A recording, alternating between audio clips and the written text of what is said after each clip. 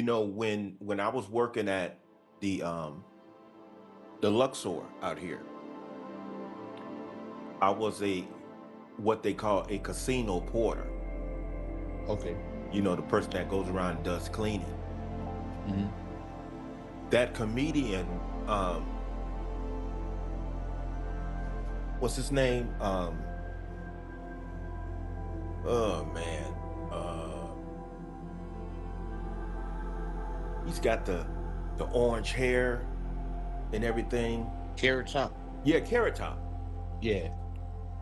I had to go and clean Carrot Top's room, and so I'm in there cleaning his room and stuff.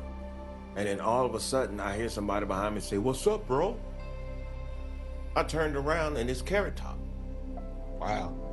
And what kind of surprised me is how big this dude is. Yeah, I saw him in person before. He used to be skinny, like he lifted weights or something. Yes. And he's had some extensive surgery on his face. Yeah. And so Yeah. he looked at kind of strange. And he said, "How you doing, bro?" I'm like, shook his hand and everything. I said, I'll be out your way in a minute. And he said, "Hey, bro, just take your time. Just take your time."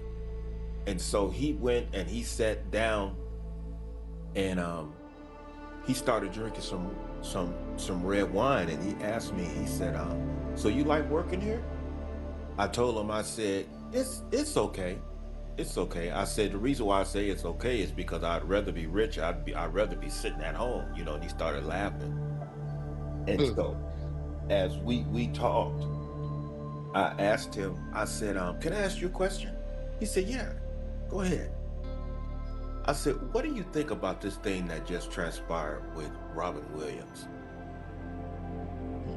And he looked at me. He said, "Bro, I'm gonna need you to do one thing." I said, "What's that?" He said, "Go and close the door." Um, so I went and closed the door. He said, "Go ahead and sit down." He said, "Let me tell you something." He said, "Let me tell you what happened to Robin Williams." He said, "We comedians," he said, "to comedians, laughter is There.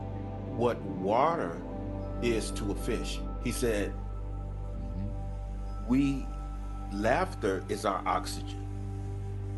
He said, "What happened to Robin Williams is that the people stopped laughing." Wow. He said, "You understand what I'm saying?" I'm like, "Yeah." He said, "The people stopped laughing."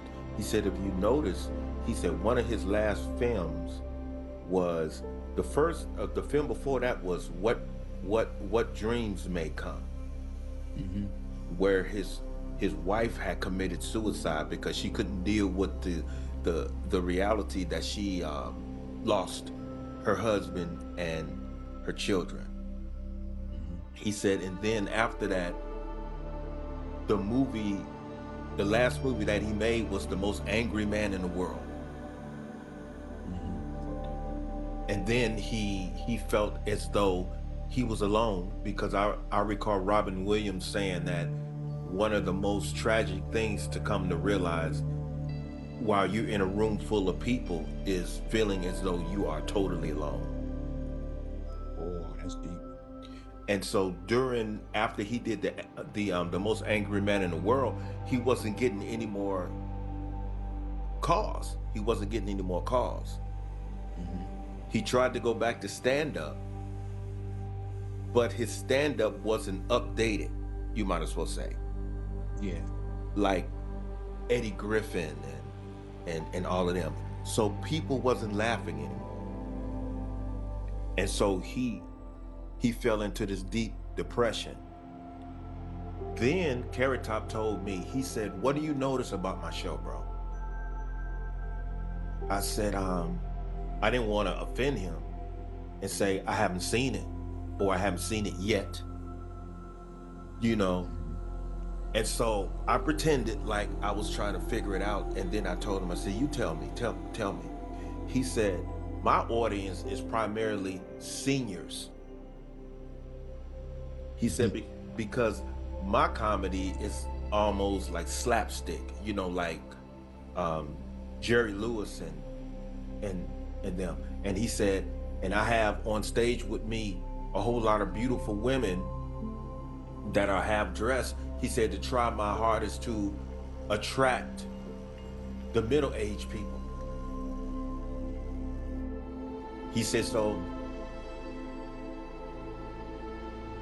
my comedy can only relate to older people, and the women are the ones that draws the younger crowd.